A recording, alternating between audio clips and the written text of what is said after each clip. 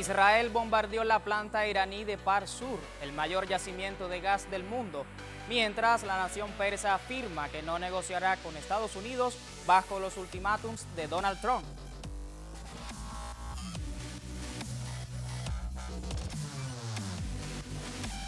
Intensos ataques israelíes causan víctimas en Beirut y el sur del Líbano. El balance de muertos por la ofensiva sionista contra el país se elevó a 1.497, entre ellos 130 niños.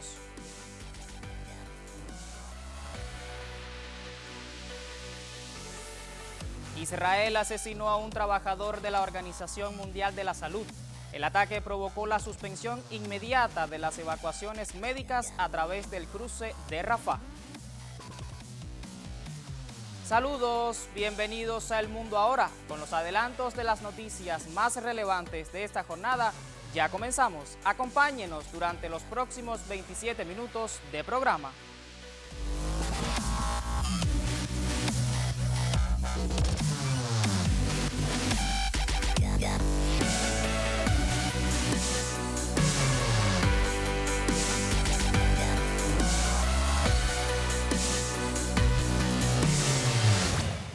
Iniciamos con las informaciones de mayor impacto en las últimas horas. Las instalaciones petroquímicas de Par Sur en el suroeste de Irán, que albergan las mayores reservas mundiales de gas natural, este lunes fueron atacadas por proyectiles lanzados desde Israel. La agencia de noticias Tasnim precisó que la ofensiva alcanzó las empresas Movin y Damavand, encargadas de suministrar electricidad, agua y oxígeno a las petroquímicas de la zona.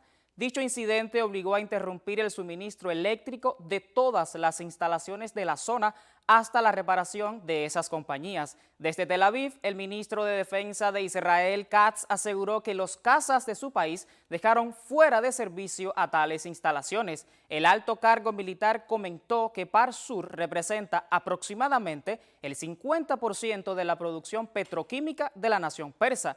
De acuerdo con la Compañía Nacional de Industrias Petroquímicas de Irán, citada por la agencia Tasnim, la situación en Par Sur está bajo control, al tiempo que se evalúan los aspectos técnicos y el alcance de los daños. Informa además que no se reportaron víctimas mortales. Al parecer, la estrategia de Israel no se encamina a disminuir las tensiones en Oriente Medio. En su mensaje, el titular de defensa sionista refirió que tanto él como el primer ministro Benjamín Netanyahu han ordenado continuar los ataques contra infraestructuras de Teherán. The IDF is now struck with full force the largest petrochemical facility in Iran, located in Asaluya, a key target responsible for about 50% of the country's petrochemical production, following last week's attack on the second main facility. Currently, both facilities, which together account for around 85% of Iran's petrochemical exports, are out of service and non-operational. This represents a severe economic blow to the Iranian regime, amounting to tens of billions of dollars. The petrochemical industry is a central engine for funding the activities of the Revolutionary Guards and for building Iran's military power. Prime Minister Benjamin Netanyahu and I have instructed the IDF to continue striking, with full force, the national infrastructure of the Iranian terror regime. The Iranian terror regime will find that continued aggression against Israel and the cowardly criminal firing toward Israeli civilians will only deepen the economic and strategic damage it suffers and lead to the collapse of its capabilities. Los bombardeos de este lunes del ente sionista no se limitaron a la infraestructura energética de Irán, sino también alcanzaron zonas civiles y académicas, incluyendo la Universidad Tecnológica de Sharif. El portavoz del Ministerio de Relaciones Exteriores de la nación persa, Ismail Baghei, denunció que en los 38 días de esta guerra impuesta, los agresores occidentales han llevado a cabo acciones que superan a las mayores criminales de la historia. Al menos 6 niños perdieron la vida a causa de los ataques en la capital del país. Además, se confirmó la muerte de altos mandos militares iraníes, entre ellos el mayor general Majid Kademi, jefe de inteligencia de la Guardia Revolucionaria, y Asghar Bakeri, líder de una unidad de la Fuerza Quds. Esta campaña de asesinatos y ataques a infraestructuras básicas, como la amenaza constante sobre la central nuclear de Bushehr, ha generado preocupación internacional ante el riesgo de una catástrofe nuclear a gran escala en la región.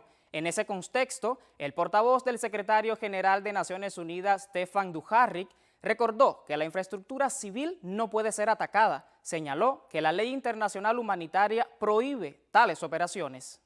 Yes, I mean, we were alarmed by the rhetoric seen in that social media post that threatened American attacks on power plants, bridges, and other infrastructure should Iran not agree to a deal.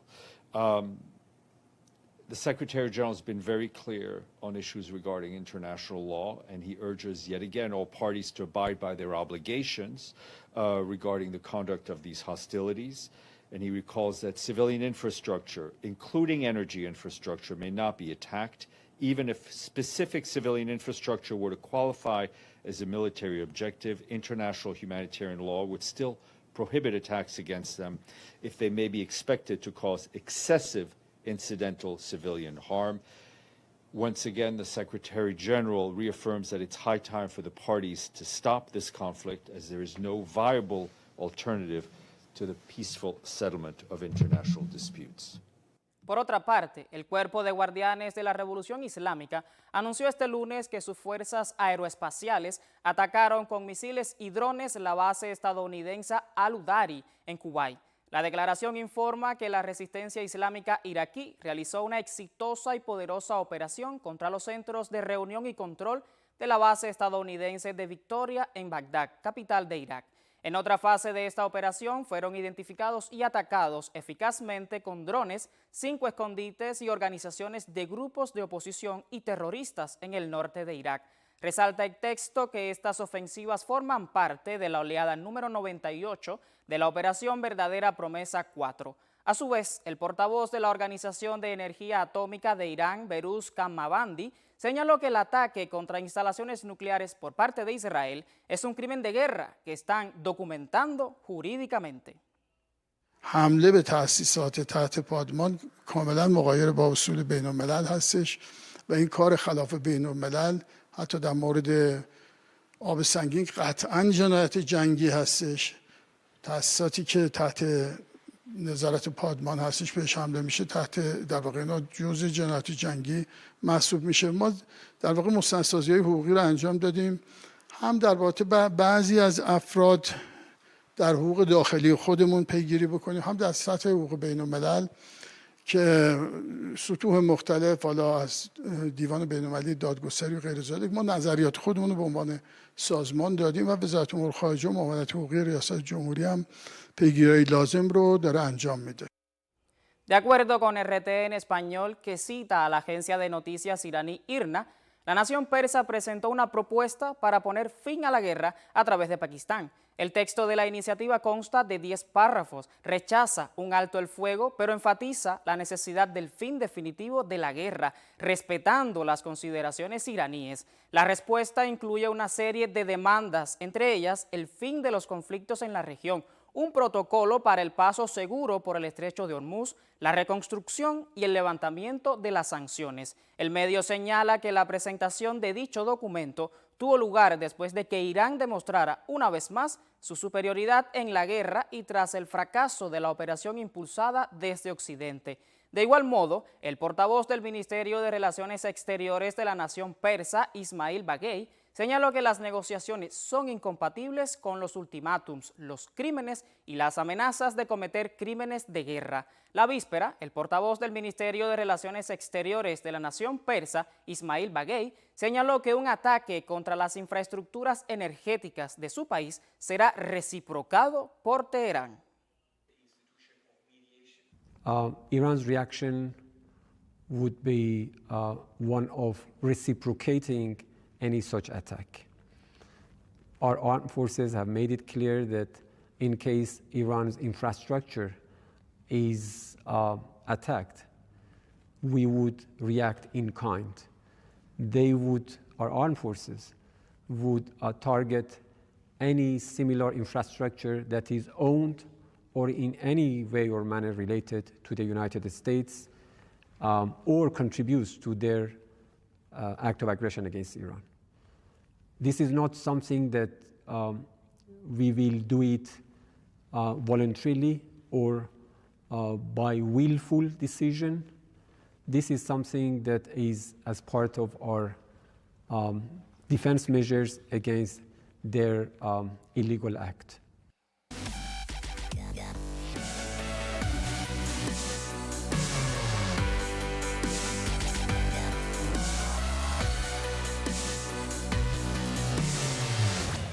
Revisamos otras informaciones. La situación en el Líbano se agrava por la ofensiva de Israel en el sur del país y los bombardeos sobre Beirut. El número de víctimas asciende a 1.461 muertos y los heridos superan los 4.200. En el sur de la Nación de los Cedros, 8 unidades del ejército de Israel han bombardeado varias localidades y atacado infraestructuras críticas como puentes y hospitales.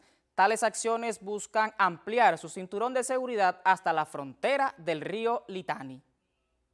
El ejército con 4 divisiones sigue bombardeando localidades con el objetivo de ampliar ese cinturón de seguridad que quiere que llegue desde la frontera hasta el río Litani. Ha atacado también durante las últimas horas infraestructuras civiles, puentes y hospitales, y aquí en Beirut la actividad también ha sido intensa. Solo el domingo ha habido 8 bombardeos, la mayoría en los suburbios del sur, en el bastión de Hezbollah, en la zona de Dahia, pero también en una zona residencial en Agna. Un ataque muy cerca de un hospital ha afectado a 2 edificios de 3 y 4 plantas y ha dejado 4 muertos y 40 heridos, según las autoridades sanitarias. Dice el gobierno libanés que mantiene contactos diplomáticos con Israel para tratar de parar esta guerra, que ha pedido un alto el fuego para una negociación, una petición que no ha tenido de momento respuesta. Y así entramos en un segundo mes de guerra que deja ya 1.400 muertos y 4.400 heridos. El domingo de Pascua sucedió una de las peores agresiones sionistas contra el territorio libanés. 8 ataques aéreos contra los suburbios de Beirut asesinaron al menos 5 personas y se contabilizaron 52 heridos. Los libaneses denuncian que no hubo aviso por parte de Tel Aviv para que las personas fueran a los refugios. Día más en el que Beirut, la capital libanesa, se ve envuelta en humo. Israel continúa bombardeando este lunes el país de los Cedros, mientras persiste el fuego cruzado con Hezbollah. Esto un día después de uno de los peores ataques contra Beirut en pleno domingo de Pascua, cuando 8 ataques aéreos contra la capital dejaron sin vida a por lo menos 5 personas, incluido un funcionario de un partido político cristiano y su esposa. No existía ninguna orden militar de Israel para que los civiles huyeran de la zona atacada. Hay algunos apartamentos vacíos en este complejo. Sus dueños son del sur. No suelen venir, pero los compraron y cuando hay problemas allí, ya sabes, los problemas del sur, sobre todo en las zonas fronterizas, los dueños vienen. El apartamento donde ocurrió el incidente pertenece a un hombre que ni siquiera vive allí. Mientras crece la preocupación sobre el sistema hospitalario libanés, el director de la Organización Mundial de la Salud advirtió que desde el 28 de febrero se han registrado al menos 92 ataques contra infraestructura sanitaria en Líbano, por lo que este doctor, originario de Gaza, teme que se repita el mismo escenario del enclave palestino. Así que he pasado por esto en Gaza. Estuve sitiado en el hospital Shifa. Mi familia se fue al sur y yo estaba todo el tiempo preocupado por ellos. También perdí a mi hermano en un ataque aéreo justo al lado de su casa. Así que no es algo que no entienda. Realmente lo entiendo. En tanto, Israel avanza en su ocupación en el sur del Líbano, ilegal según el derecho internacional. En cuestión de semanas, el fuego israelí ha causado la muerte de cerca de 1.500 personas y ha desplazado a más de 1 millón de libaneses. El sábado, 2 ataques aéreos lanzados por el ente sionista en la ciudad de Tiro dejó 11 personas heridas y daños materiales. Según el Centro de Operaciones Sanitarias del Ministerio de Salud Pública, entre las víctimas se encuentran 3 paramédicos de la Defensa Civil libanesa. Los impactos afectaron la estructura del Hospital Libanés Italiano, que a pesar de los daños sufridos mantiene sus servicios operativos. No obstante, el atentado contra la instalación sanitaria ha generado gran preocupación por la seguridad de la población civil. Decimos impacto, pero fueron varios misiles muy cerca. Debido al fuerte estruendo, los cristales se hicieron añicos y las puertas se rompieron. Como podemos ver con nuestros propios ojos, esto es lo que hizo el enemigo israelí, no solo ayer, sino también anteayer, hoy y quizás mañana.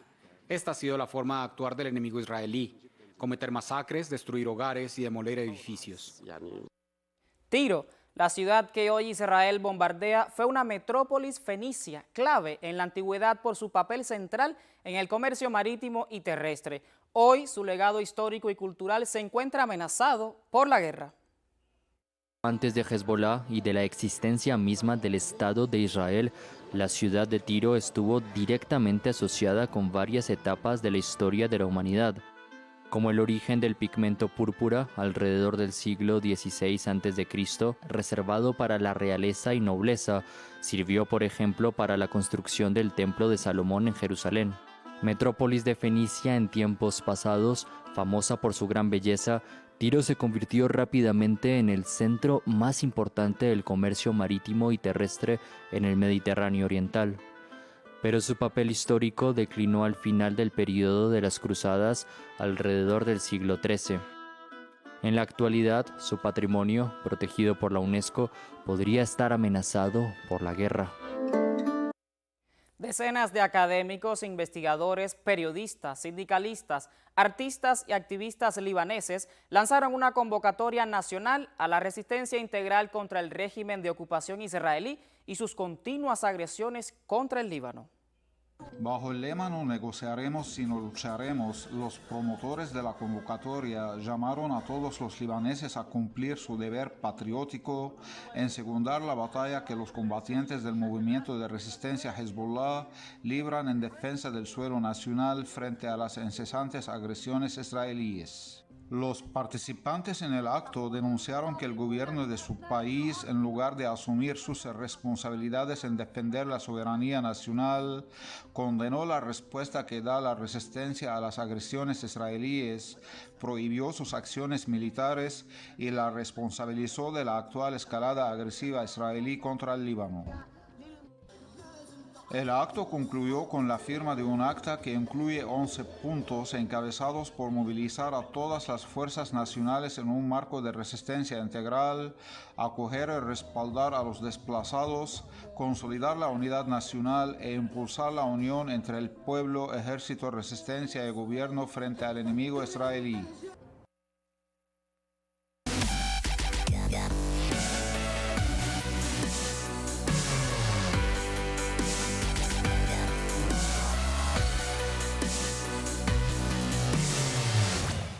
Y continuamos en Medio Oriente. Las condiciones humanitarias en Gaza siguen siendo deplorables, a pesar del alto el fuego que entró en vigor en octubre pasado. Durante meses, el ejército israelí violó el acuerdo, llevando a cabo ataques aéreos y restringiendo la entrada de ayuda humanitaria. Pero la situación empeoró cuando Israel y Estados Unidos lanzaron su ofensiva conjunta contra Irán el 28 de febrero. Ahora, estados, organizaciones y medios tachan de olvidada la crisis del pueblo palestino. We feel that we are in a state of war and that the war is still raging in the region. We witness bombardments and assassinations all the time. Even though we are in a ceasefire, we do not feel it. Isra is among the estimated 1.7 million people forced from their homes in the Strip. With some plastic and a lot of prayer, she tries to keep the rain at bay. Her hopes that there's an end in sight to the misery is fraying, much like her tent. The UN says some Palestinians are only getting half of the calories needed to sustain life. Israel maintains a stranglehold on the border crossings. Many here say they feel forgotten by the world. Before the Iran war, the same people who forgot about us then just keep on forgetting about us now. Food supplies have decreased and prices have gone up. The landscape is apocalyptic. Una veintena de barcos franceses salieron del puerto de Marsella para unirse a una nueva flotilla internacional que debería reunir cerca de un centenar de embarcaciones con el objetivo de romper el bloqueo israelí y llegar a la Franja de Gaza. El objetivo es volver a dar visibilidad a Palestina. No se está hablando mucho de ello en este momento debido al contexto internacional, dijo un miembro de la tripulación. Un total de 3.000 participantes de 100 países se unirán a la misión de ayuda humanitaria de Malasia a Gaza a través de la flotilla Global Summit 2.0. La misión transportará 300 toneladas de bienes esenciales para beneficiar a aproximadamente 100.000 residentes afectados en el enclave costero. Se espera que inicie su viaje el 12 de abril desde el puerto de Barcelona rumbo al territorio palestino. La Global Summit Flotilla zarpa de nuevo rumbo a Gaza y Greenpeace va a estar a su lado. Uno de nuestros mayores barcos, el Arctic Sunrise, navegará junto a la Global Summit Flotilla para dar apoyo logístico y técnico a las embarcaciones que zarparán desde Barcelona. Esas embarcaciones transportan ayuda humanitaria para romper el bloqueo ilegal en Gaza, pero sobre todo llevan dignidad y la esperanza de que se haga justicia y de que Palestina sea libre. Aunque el mundo mira hacia otro lado, el genocidio no cesa y tampoco cesa la resistencia y la solidaridad. Por eso nuestro barco se pone a disposición de la flotilla en las próximas semanas, ofreciendo asesoramiento en la navegación, apoyo en comunicaciones marítimas, en protocolos de respuesta y en tareas de logística, y más de 50 años de experiencia en acciones en el mar. Greenpeace es una organización pacifista desde sus orígenes, y allí donde podamos acompañar a quienes resisten y ponen el cuerpo contra el odio, estaremos. Gracias por tu apoyo. También Patricio del Corro, dirigente del Partido de los Trabajadores Socialistas en Argentina, denunció la persecución política contra referentes de izquierda que señalan el genocidio en Gaza. A su vez, destacó la participación de militantes de su agrupación política en iniciativas internacionales de solidaridad como la flotilla Global Summit y la Marcha Global por Gaza. Es una cuestión solidaria humanitaria. A mí me tocó viajar a Egipto en la Global March to Gaza, que era el año pasado. Fuimos hasta Egipto, el año pasado, me acuerdo. Decenas de países llegamos a Egipto con la intención de llegar por tierra a Gaza, a Rafah, mientras la flotilla... Una curiosidad, ¿quién solventa todo esto de los viajes, toda esta historia? Hay una organización internacional donde se juntan fondos primero para los barcos. En los casos nuestros, cuando viajamos a Egipto, pagamos nosotros los viajes también, una cobertura de la izquierda diario que hicimos. En todos los medios, uno viene a Argentina. Lo que pasa es que uno viene a Argentina y parece que Gaza es un tema raro. Hay un genocidio en Gaza. Es una cosa seria. Entonces, yo cuando viajé a Egipto, por ejemplo... La señora, no sé si tenés vínculo con ella, está en una situación compleja con la justicia. No está en una situación compleja. Está procesada. Sí, como estuvieron procesados Alejandro Bodart y le salió la absolución. Sí, bueno, pero porque vos decís, no para mí hay una cosa que cuando se dice es un poco falaz, y entonces estaría bueno aclararla. ¿Cómo no? Cuando se acusa de antisemita, es porque se critica el Estado de Israel. Entonces, hay sectores... la justicia determinó esto también, ¿no? Sí, la justicia absolvió después, por ejemplo, a Alejandro Bodart, los últimos días. Claro. Pero yo te digo cómo es la acusación, porque uno dice antisemita, podría parecer que es como Fargosi, el que encabezaba las listas de La Libertad Avanza, que le decía a Miriam Bregman, militante judía. Eso es algo antisemita, o sea, es una acusación de judío. Cuando uno habla contra el sionismo es un sector de las creencias del pueblo judío. Ahí están, y entonces, con todos tus compañeros. Sí, hay muchos más. Por eso decía, por ejemplo, Leandro Lanfredi, también un dirigente de Petrobras. Va a haber 100 barcos, ¿eh? Mientras, este lunes un conductor de la Organización Mundial de la Salud murió y otros 2 trabajadores resultaron heridos en la Franja de Gaza en un ataque de Israel. El suceso provocó la suspensión inmediata de las evacuaciones médicas a través del cruce fronterizo de Rafah, según fuentes médicas del Hospital Mártires de Al-Aqsa. Mahidi Mustafa Aslan, de 54 años y residente en el campo de refugiados gazatí de Al-Burej, murió por disparos mientras conducía un vehículo de la OMS al sur del enclave durante una misión para evacuar pacientes. El vehículo formaba parte de un convoy que trasladaba enfermos desde Gaza hasta Egipto. Por otro lado, y en medio de la crisis humanitaria en ese territorio, las autoridades palestinas iniciaron una nueva campaña de vacunación para miles de niños. La iniciativa busca recuperar esquemas interrumpidos por la guerra, aunque enfrenta enormes desafíos debido a los bombardeos y la falta de acceso seguro.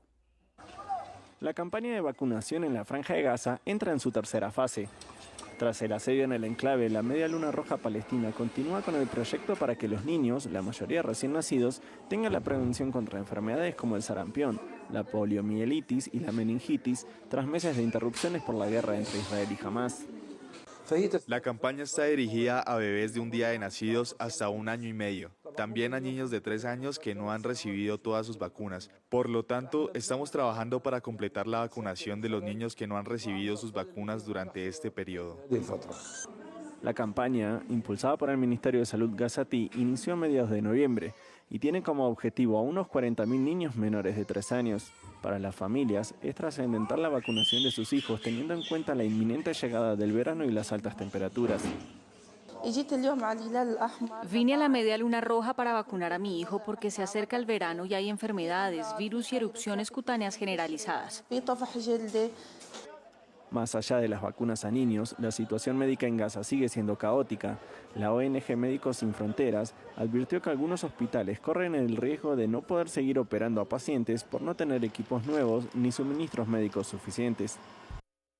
Cristianos palestinos se congregaron en la iglesia de la Sagrada Familia en la ciudad de Gaza para celebrar la misa de Pascua en medio de un frágil alto el fuego entre Israel y Hamás.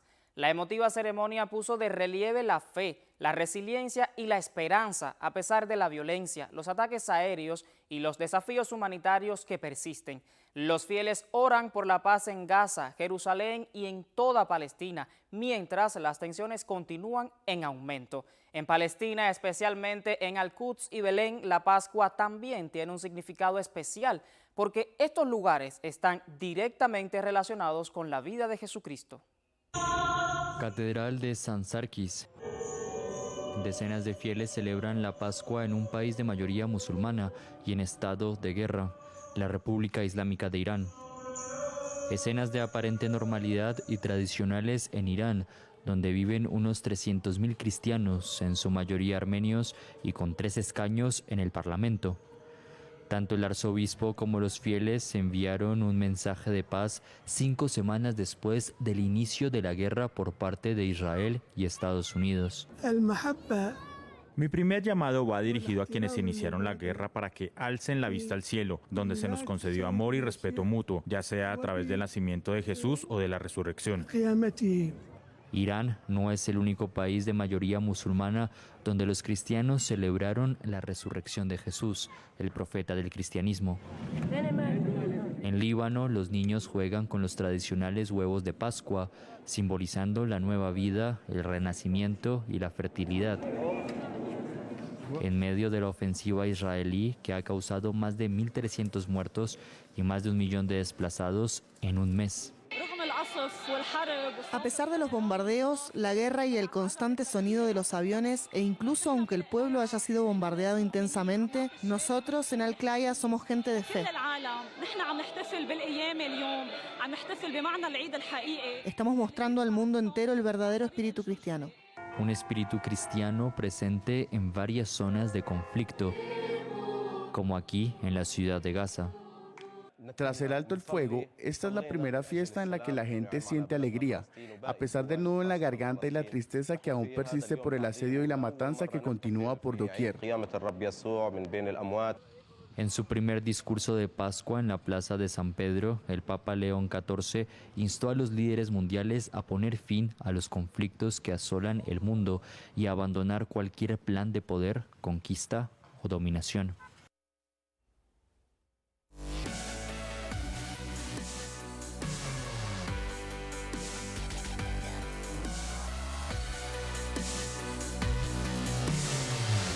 Y con el repaso de las noticias más relevantes del panorama internacional en las últimas horas, ponemos punto final a esta emisión del programa. Usted manténgase informado con el canal cubano de noticias.